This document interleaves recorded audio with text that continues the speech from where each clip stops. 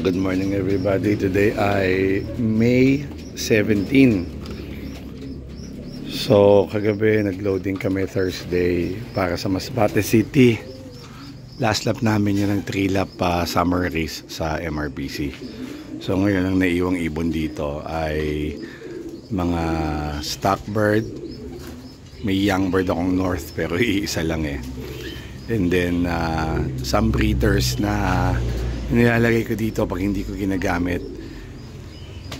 So ang gagawin naman natin ngayon, itong mga south, itong mga south na 2025 ay itatransfer na natin dito sa Flyers Loft.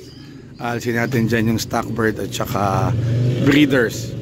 Yun, ganoon. Itatransfer natin sila dito yung cock. And then doon naman sa bagong kulungan na yon ang hen. So ito ang itsura ng mga ibon natin ngayon. Ito second clutch, tas pahinga na ako.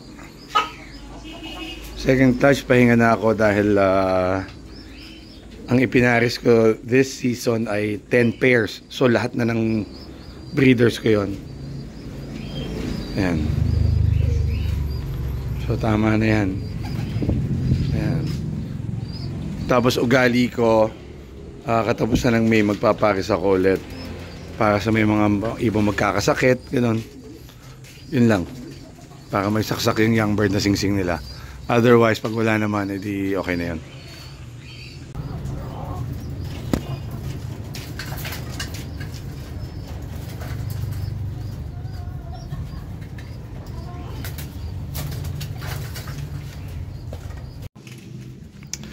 So yun nga, inilipat na natin, no? So ito ang ating pang south. So nagbreed ako ng 20 na young bird, and then I think yung mga sosobra ilalaro ko na lang ng old bird, no?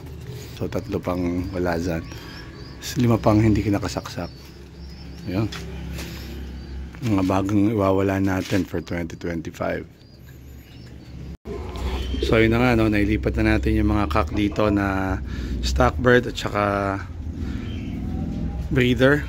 And then itong side na to ay for north, yung ililipad ko ngayon. Ayan.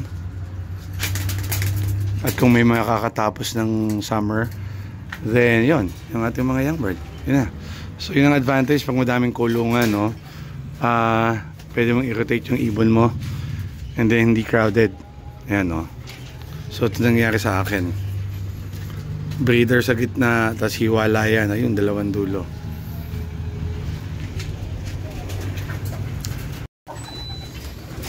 So ino-observe ko yung mga young bird, no? As usual, exercise na exercise, no? Nag-aaral sila lumipad. At the same time, ino-observe ko din yung hen.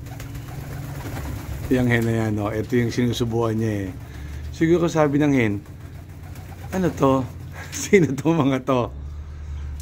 Ba't lipakan ng lipakan? So yan yung hen ng cock na napilay. So isa yung sinusubukan nila, kaya niya na yan, malaki na eh. So yun lang, talagang sa mga newbies, spend time sa kulungan nyo, no?